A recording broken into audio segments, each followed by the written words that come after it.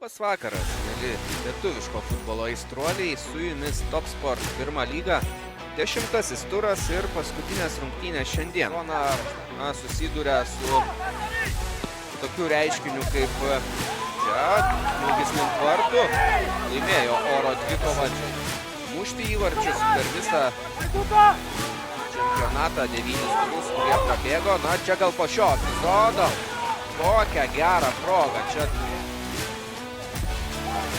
Baudos aikštelės, smūgis ir krenta pirmasis rungtynių įvartis. Aidas Šidlauskas pelno jį. Štai taip, namų darbai. Antrą kartą kelia kampinį ir įmuša įvartį. BFA komanda. Antrasis Aido. Ne, atsiprašau, pirmasis vis dėlto šiame sezone Aido Šidlausko įvartis. BFA komandos ataka, čia įsiveržęs į priekį Perveinis. O smūgis.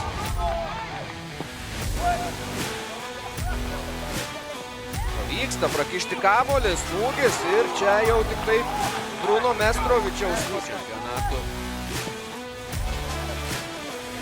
Geresnių komandų yra dugne. O čia Isa smūgis, blokuojama, tas atsispindi ir aikštėje. Dabar perdavimas į baudos aikštelę, galimybę ir perdavimas į baudos aikštelę, blokuojamas, čia išvysime smūgį, labai geras smūgis, kurį atlieka komandos dar.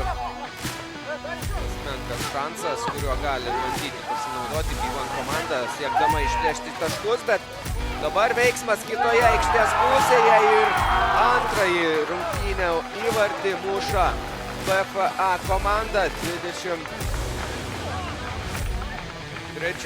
numeris Nedas Garbaliauskas. Na, minėjau, jog rezultatyviausias BFA komandos žaidėjas šiandien buvo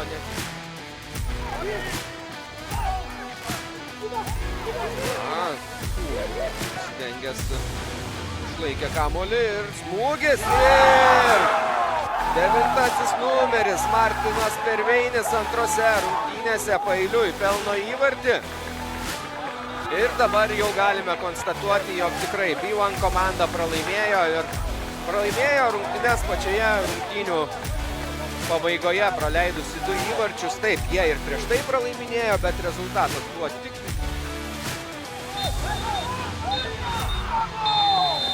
Viskas, rungtynių teisėjas jau neleidžia net ir žaisti kamuolio, rungtynės baigtos.